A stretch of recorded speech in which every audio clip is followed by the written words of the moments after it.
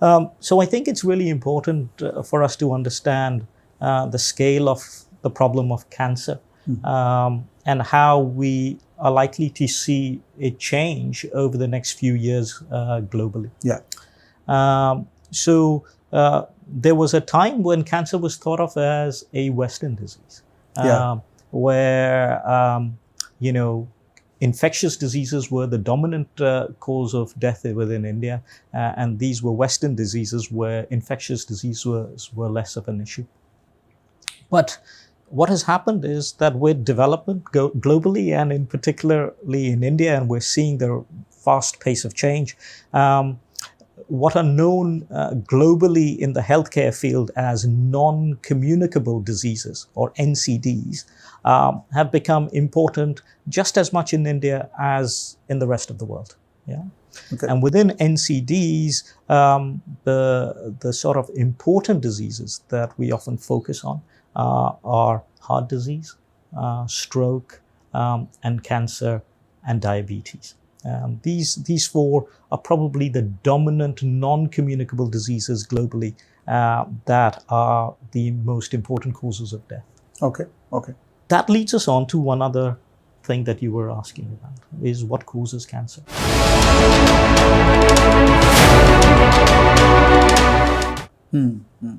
And part of the reason the rates of cancer are going up globally is because the population is aging. Yeah, we're living longer, and one of the biggest risk factors for cancer is living longer. Oh. And so even though we are controlling cancer better, we're treating cancer better, the rates of cancer keep going up because the rate of aging is faster than the rate of these treatments. So I think if we don't do anything in terms of prevention, then the expectation is that one day cancer will probably become, like in the West, the commonest cause of death within India. And I think what we need to do is, hopefully through your channel and through public education, see if we can educate people to change that trend. Yeah. India, I think, within the limitations of statistics, the commoner cancers within men are things like mouth cancer, or oral cancer, lung cancer, cancers of the gullet, of the stomach, of the colon. Yeah. Within women, common cancers are breast cancer, cancers of the mouth again, cervical cancer, lung cancer, colon cancer. Yeah. Now, the relative rankings of these are very variable. But the theme that emerges within India is that probably the commonest cause of preventable cancer within India is tobacco. Tobacco, okay. Whether it's in the form of smoking or in the form of chewing tobacco, whether it's the use of betel nut and pan, and we know all of these can contribute towards cancer. Okay. Globally, in a westernized society, we estimate about 50% of cancers are potentially preventable. Okay? 50% of cancers are lifestyle related.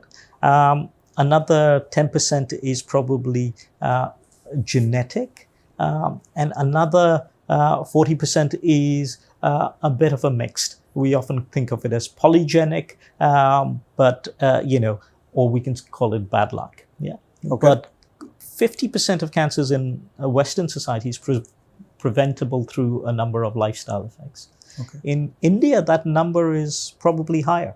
It's probably, some estimates are as much as 3/4, where tobacco is the leading cause of that cancer effect. Other causes of cancer apart from tobacco are alcohol.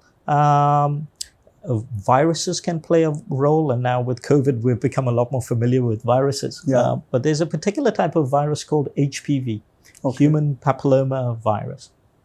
There are lots of different types of it, but there are a few types of it that can cause more cancer than others. And they're responsible for things like cervical cancer. And there's a large burden of cervical cancer within India. Okay. And that's due to this virus that gets transmitted during sexual intercourse.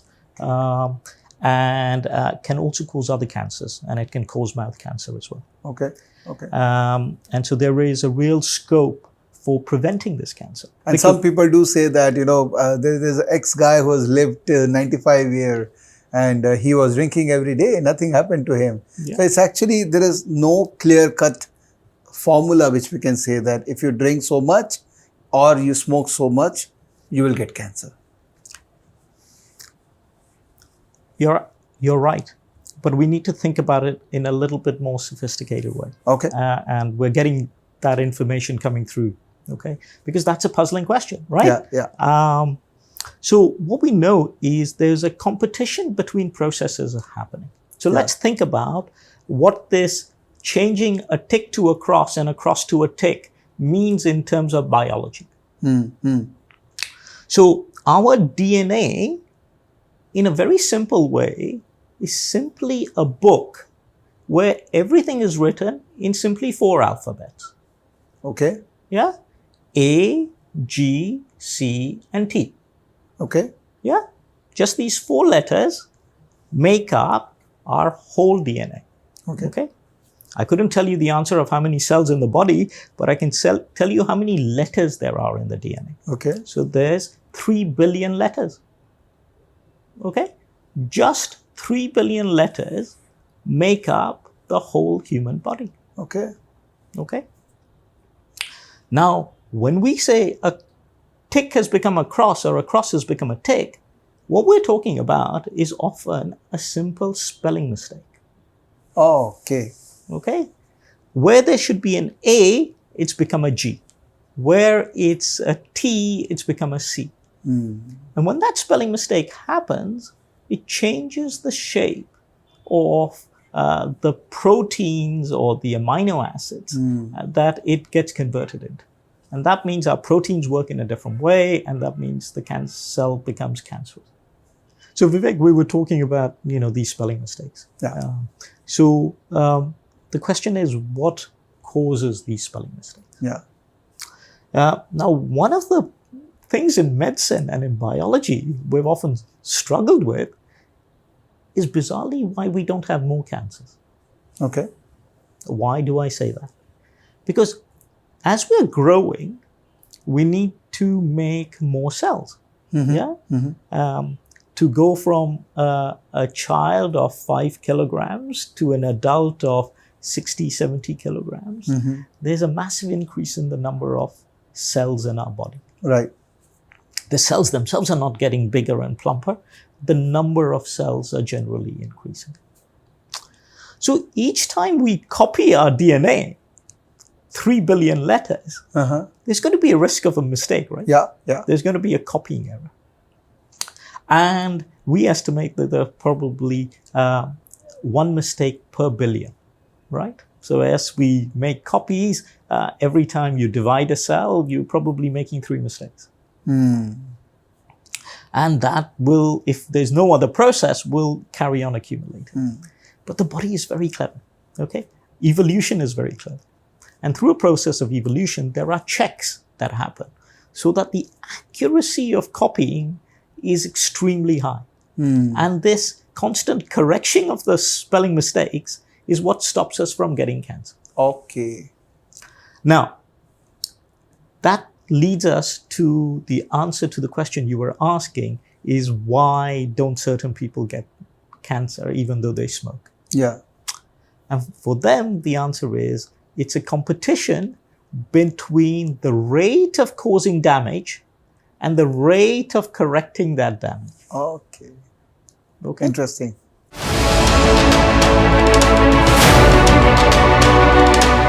How we describe this technically. And the way we describe the spread of cancer is by using something called the staging system.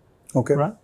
And so for pretty much all cancers, we use a 4-step staging process. Okay. And that's basically 1, 2, 3, and 4.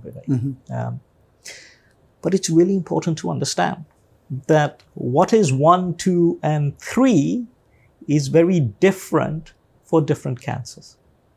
Okay. And why do we stage the cancer? The reason doctors stage the cancer is to get a sense of how much the cancer has spread. Okay. Because that tells us how the cancer is likely to behave. What is the chances that the cancer has given off these seedlings that we talked about of cancer cells that are hiding in other parts of the body? Right. So for stage 1, 2, and 3, it's a little bit technical for the general public to understand what they mean. But broadly speaking, in stage 1, 2, and 3, we're often talking about cancer that is in or around the area where it started. Okay. And stage 4 cancer, which, most people understand, is where the cancer has spread far away from where the cancer started. Right. So in the case of that lung cancer example, if that cancer in the lung has moved to the liver, then that's become stage 4 cancer. Okay. But if the cancer is purely in the lung and it's purely in the liver, then it wouldn't be considered stage 4 cancer because they're two different cancers. Right. Right. And that's a really important concept for, I think, people to understand, because that often causes confusion when they're communicating with people. I mean, normal people, they don't understand the difference between lung cancer and liver cancer. And what you said was quite a revelation for me, that every cell of an organ is unique. So if a cancer spreads from one organ to the other organ, the cancer still remains the same. So how does medical science identify that this cell is a liver cell or this cell is a lung cell? It is easily identifiable. There is an address given to every cell.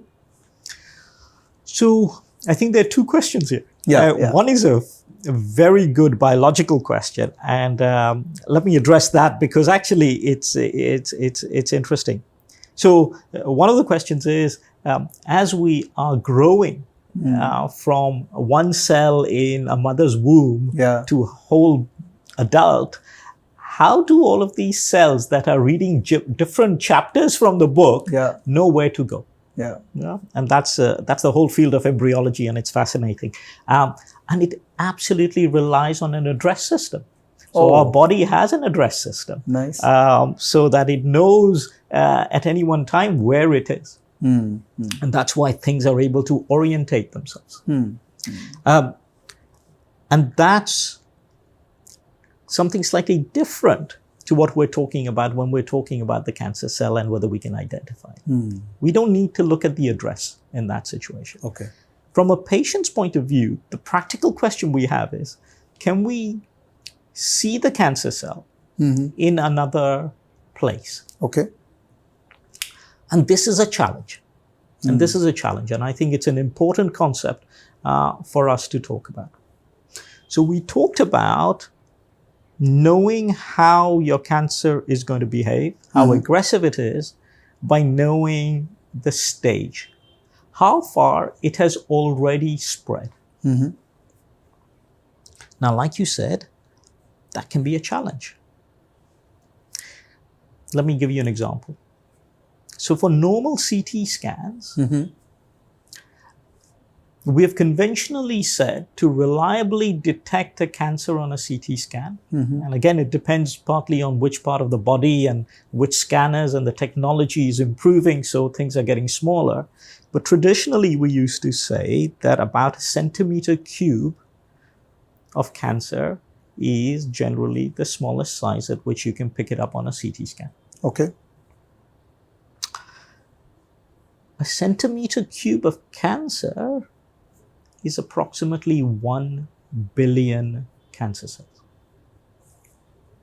Oh my God. Okay.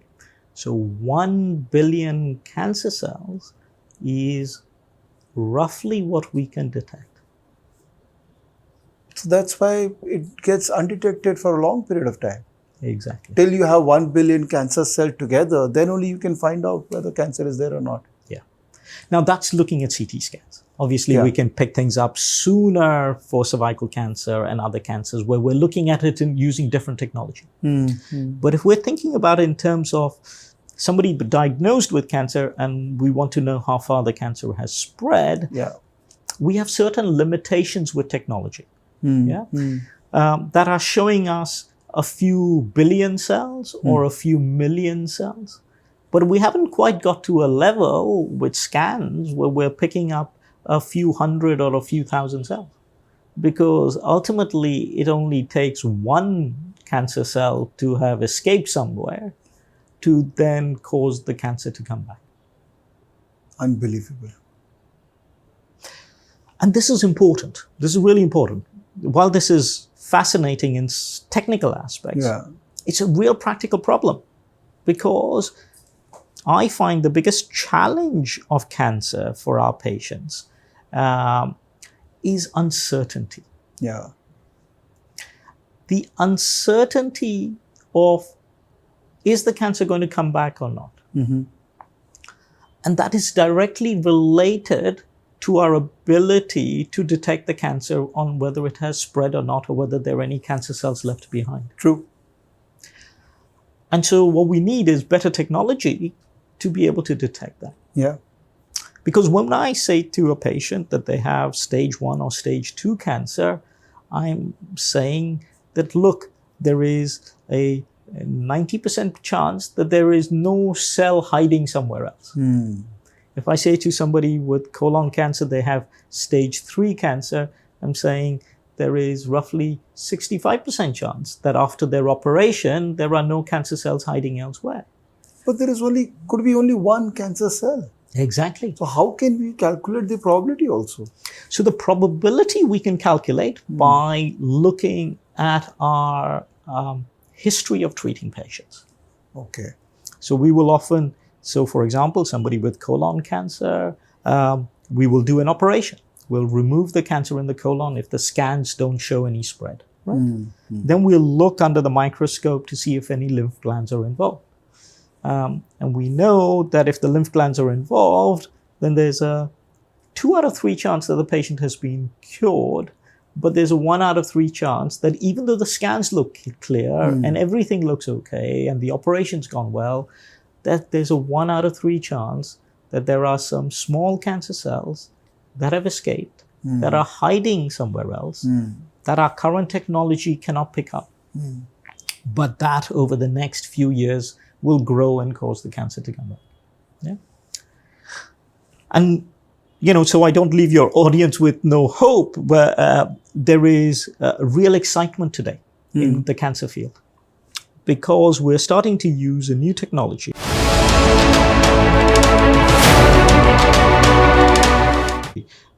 called circulating tumor DNA.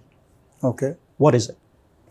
So cancer cells, while they seem very aggressive and they grow, etc., will also be dying. Just naturally dying, because they will often grow faster than the blood supply can keep up. And for various other reasons. So what often happens is, as the cancer cell dies, it releases the DNA within it into our bloodstream.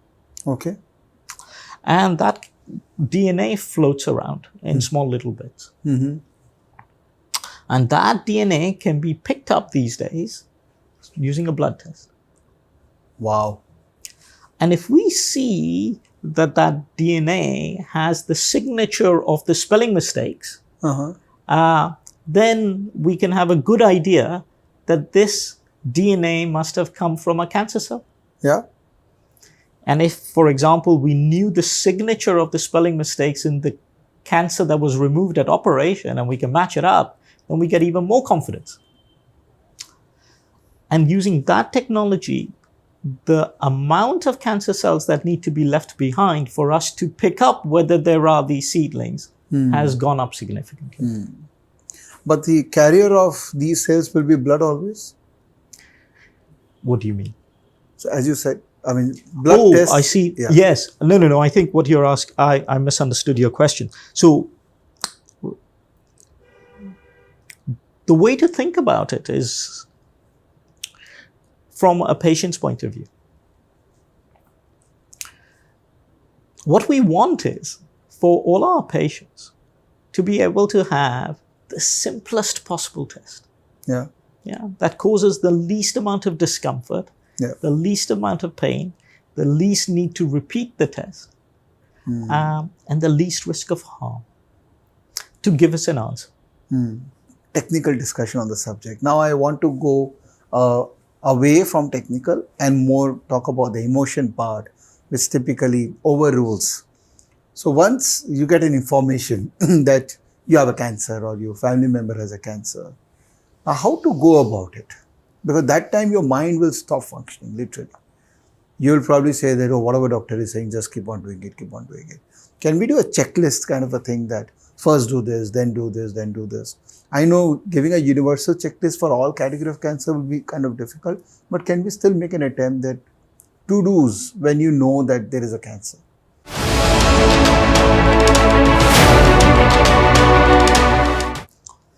I think that's a very good question. Cancer is very emotive, and it's emotive partly because of the seriousness of the problem, but also some of the myths and beliefs that have accumulated over the years about cancer.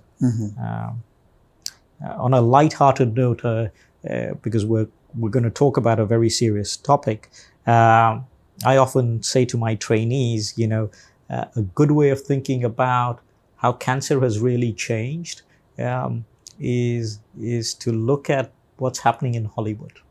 Okay. And I tell them about a movie I watched in the mid-90s with Julia Roberts. It was called Dying Young.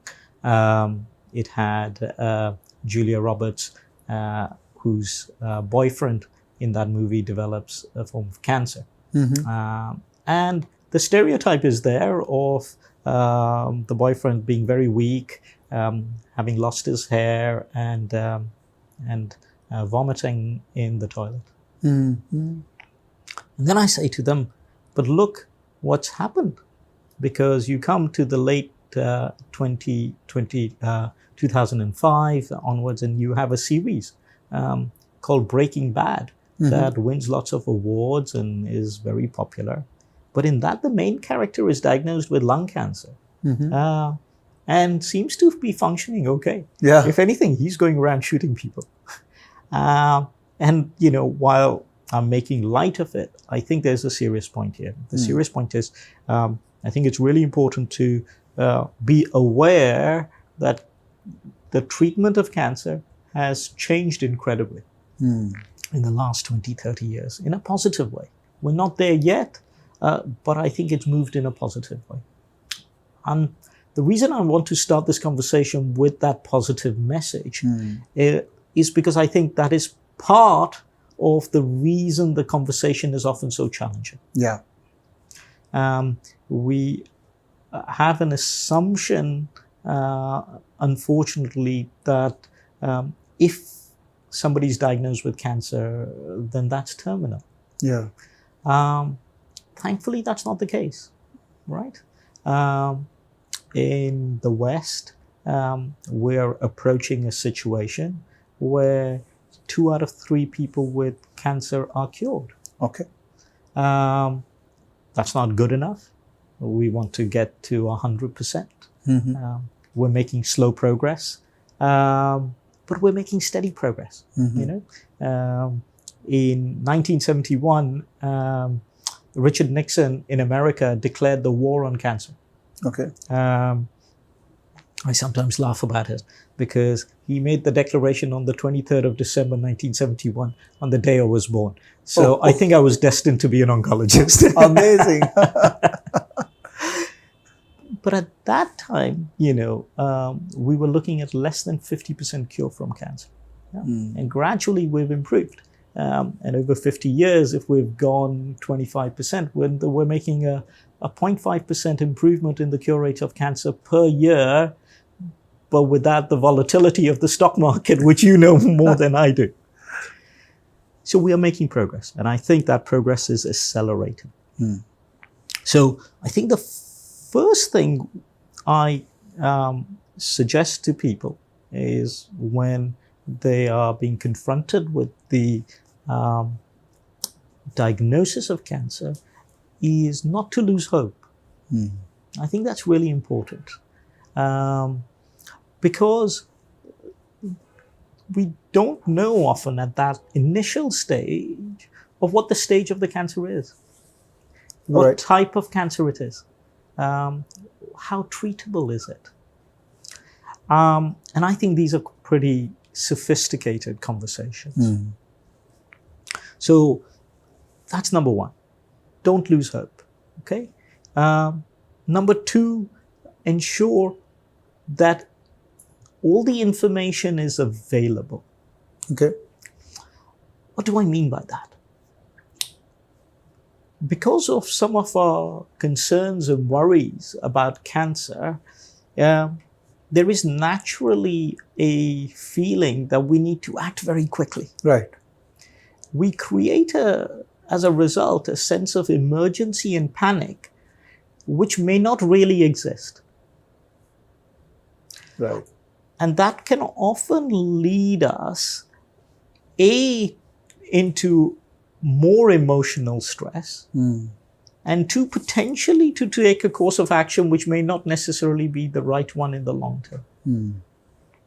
So for most cancers, barring a few exceptions, waiting a few weeks to get all the answers before starting on treatment is entirely acceptable. Okay.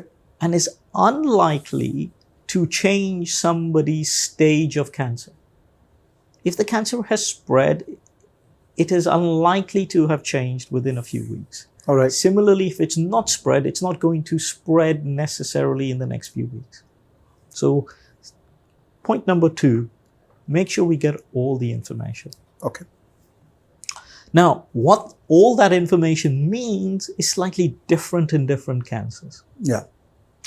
But as a basic, people need a biopsy to be sure of what type of cancer they have. Okay.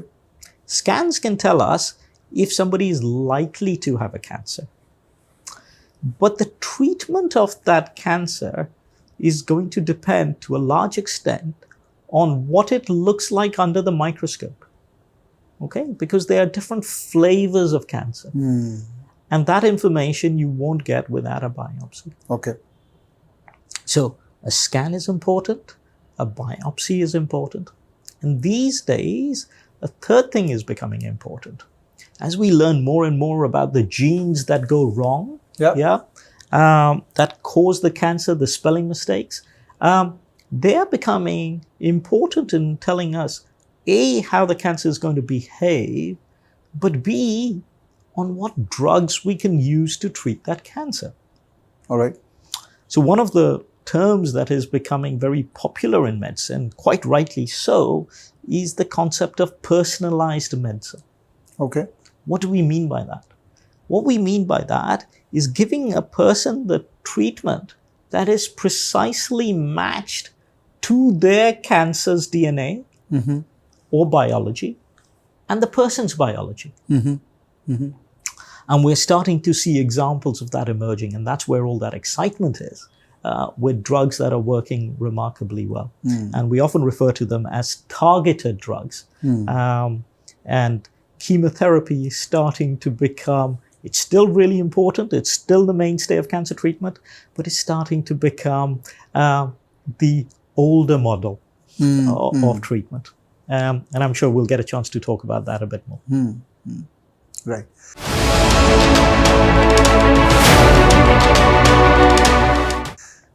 So well defined. With 2 stages, right? The third, when it comes to treatment.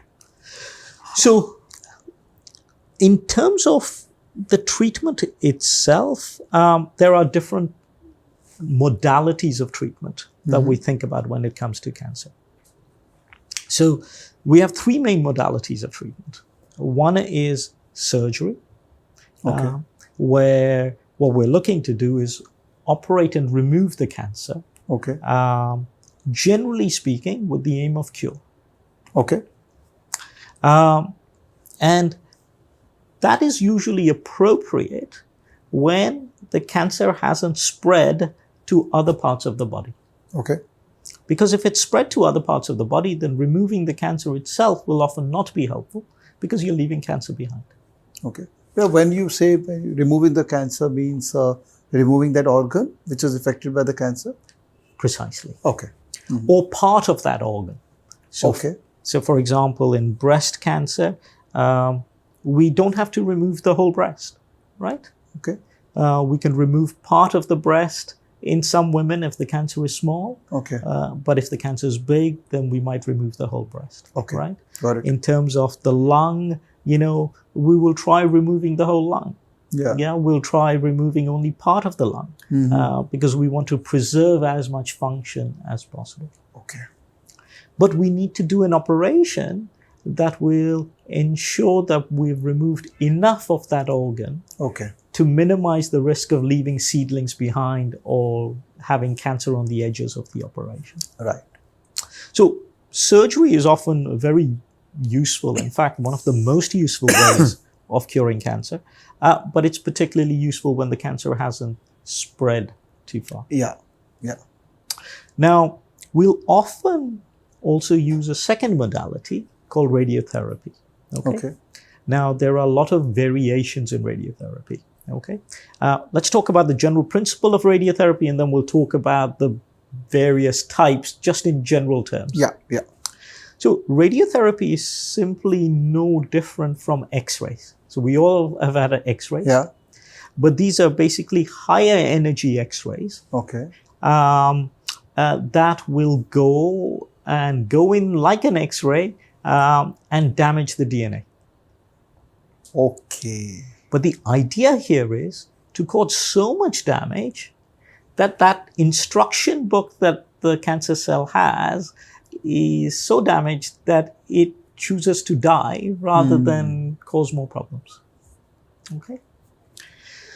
So that's what the principle of radiation is. Okay. You give enough rays, damage the cell enough so that it cannot function and it dies. So chemotherapy is also the same, right? It kills the cells, right? Absolutely. So there are some real parallels between radiotherapy and chemotherapy in the sense that they're often targeting DNA. But they're targeting DNA in different ways. Okay. In the case of radiotherapy, these high energy photons, so just from our school level physics, you remember we talked about light as waves, and then we talked of light as particles, right? And those particles were photons, right? So you can think of them as cannonballs, right? Little bullets, right? So you're firing these bullets of photons of X-rays, and some are going to miss the DNA, some are going to hit the DNA, and the ones that hit the DNA will cause damage, the DNA will break, and then the cancer cell will die. Chemotherapy works in a slightly different way. It's not firing these cannonballs that are physically with energy breaking the DNA, but they're often causing chemical damage to the DNA. And then triggering the same process in some ways. So we'll come to that in a second. So that's radiotherapy. Now, the difference between radiotherapy and surgery is that in surgery, you're removing the organ itself. Right. In radiotherapy, you're not removing the organ. Sometimes we use radiotherapy on its own for some cancers. For other cancers, we use it alongside surgery. So let me give you an example.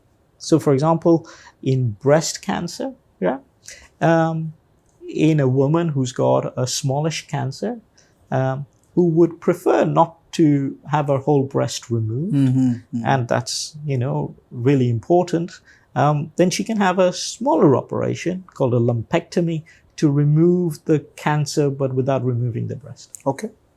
But compared to what's called mastectomy, where the whole breast is removed, the risk of some stray cancer cells being left behind in that area is a little bit higher. Right. Because you have not removed the whole breast. So in those cases, what we'll do is, following lumpectomy, we'll give radiation to that area to try and kill off any stray cells that might be left behind. Got it. So that's an example where we use the two things side by side. Got it. There are other cancers like cervical cancer where we use them either or. Mm-hmm. So what we find is in cervical cancer, if the cancer is very early, then an operation will have a high chance of cure. Yep. And no radiotherapy is needed. And if the operation is successful, then that's all that the woman needs. Right. But if the cancer is a little bit more advanced, and by that I mean it's a large cancer or it's infiltrating into the tissues on either side of the cervix, then there's a higher chance that an operation will leave cancer cells behind. Mm. And in these women, what we'll often do is we'll just give radiotherapy at a very high dose. Okay. And because the radiotherapy is going to treat a general area, it's able to treat those gray zones, if you like, much more effectively. Right. And that can also cure people's cancer. Okay. Now, the third modality of treatment is what we are often thinking of as chemotherapy. Yeah. And chemotherapy these days has a very specific meaning. And I'm going to try and explain that for your audience. Yeah. Yeah. So the term doctors are starting to use and oncologists are starting to use is the term systemic anti-cancer therapy. Okay. We often abbreviate it to SACT. Okay. Why have we changed the terminology? Yeah.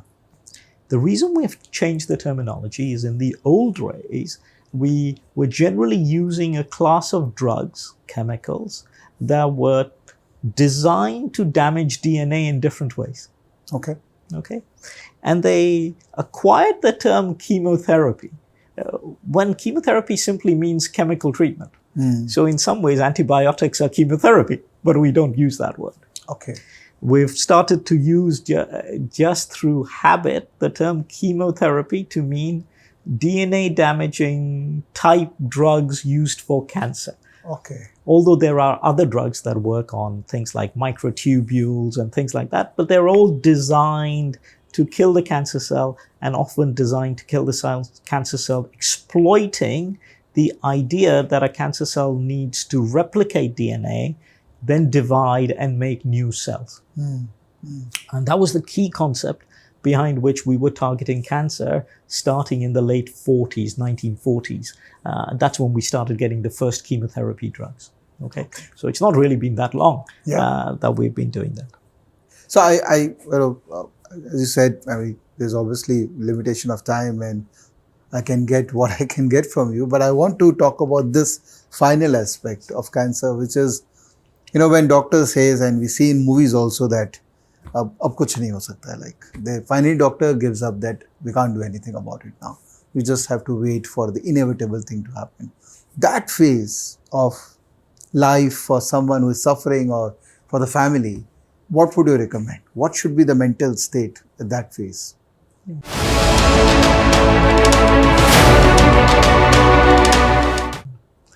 I think that is the most challenging part of cancer.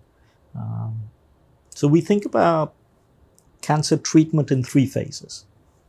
There is what we call the curative phase, where the cancer, we've caught it early and we're trying to cure the person. There's a risk that things might come back. There are no guarantees, but we're hopeful that we can cure it. There is a second phase, and I'm just bringing it in so that we're clear on terminology so that if people are looking it up and all of that, we're clear. There's a second phase, which we called palliative. And I'll come back to it. And then there's a third phase, which we will often think about as the terminal phase. Yeah. The terminal phase is generally described as that sort of period in the last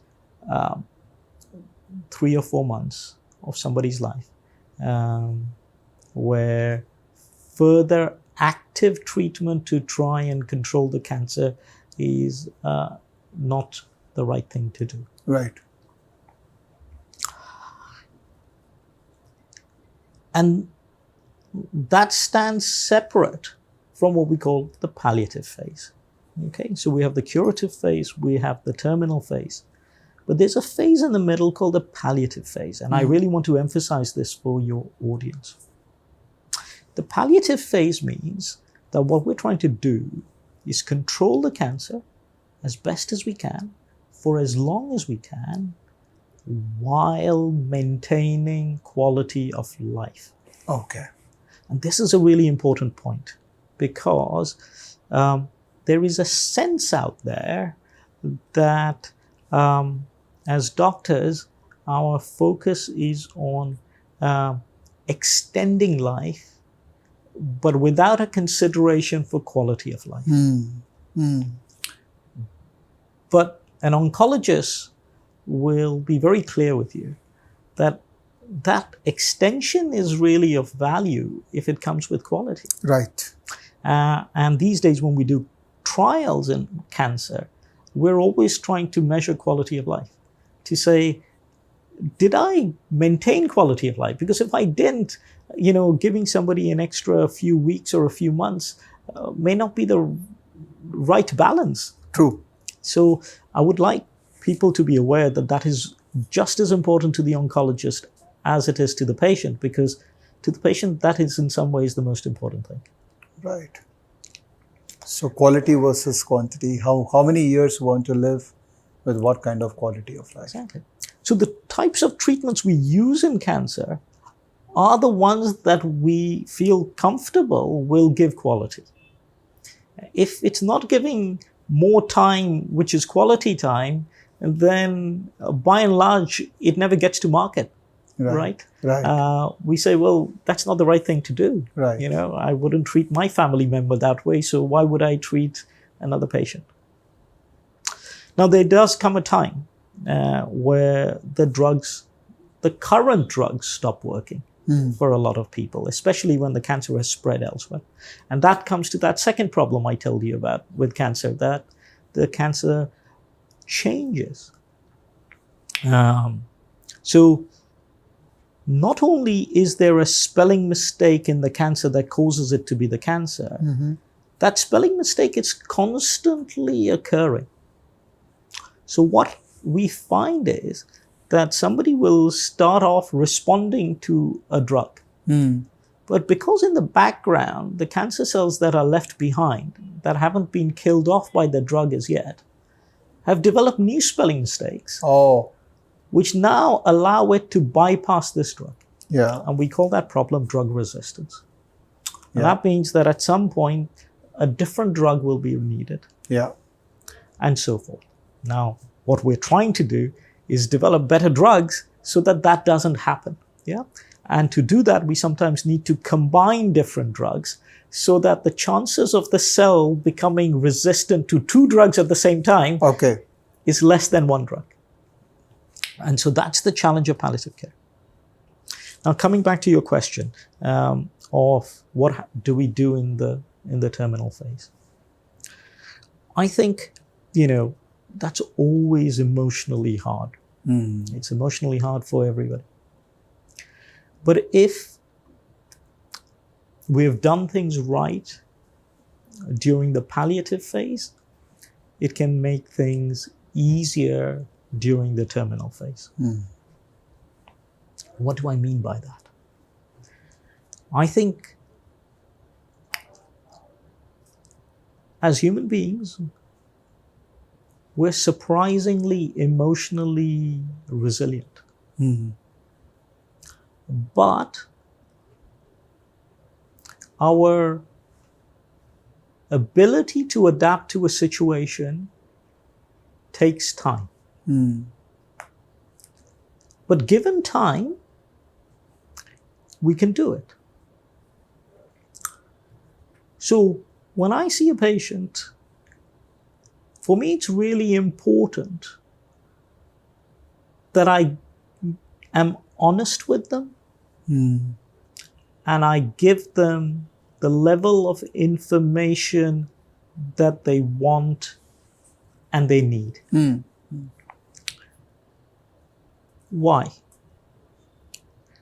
Because what, as doctors, we need to do is to build a level of trust with our patients so that they feel safe. And if they feel safe and comfortable, then we are able to have more honest conversations with them. And if we have more honest conversations with them, then we can put realistic expectations on what we might expect. And if I've done that correctly during a patient's journey, then when the time comes where our drugs are no longer working, then it is something that doesn't come as a shock. Correct. It's all about how mentally you are prepared for something. Yeah, that's Exactly. true. That's true. Lovely.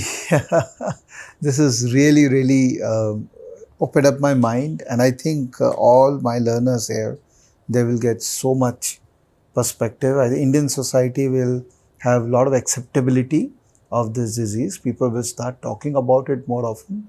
And these sessions, and I will urge more content creators to please record more videos on this this disease. Because the more we know, the more will probably that last phase of acceptance will become much faster and much smoother for everyone. Yeah. Thank But you. equally, as an oncologist, I hope we get to a point where we're curing more cancer, so we'll have to have less of those conversations. We always hope to do that, but as you said, that this is a very complex machinery. So, which part is having some problem and which can emerge in future? So, we all will be busy for sure. Thank you, Roshan Bhaiya. Thank you for giving such an amazing time. I think we spent almost 2 hours together. I didn't realize that we have It's recorded flown, this. isn't it? But I think I love this long form content because this really gets me an opportunity to get the best out of you. No, Thank you. Thank you, Roshan Bhaiya, for giving your time. Thank you. As I said, there's someone in my family who's going through this. So I thought this is an important concept which needs to be discussed with everyone. So I hope you liked it.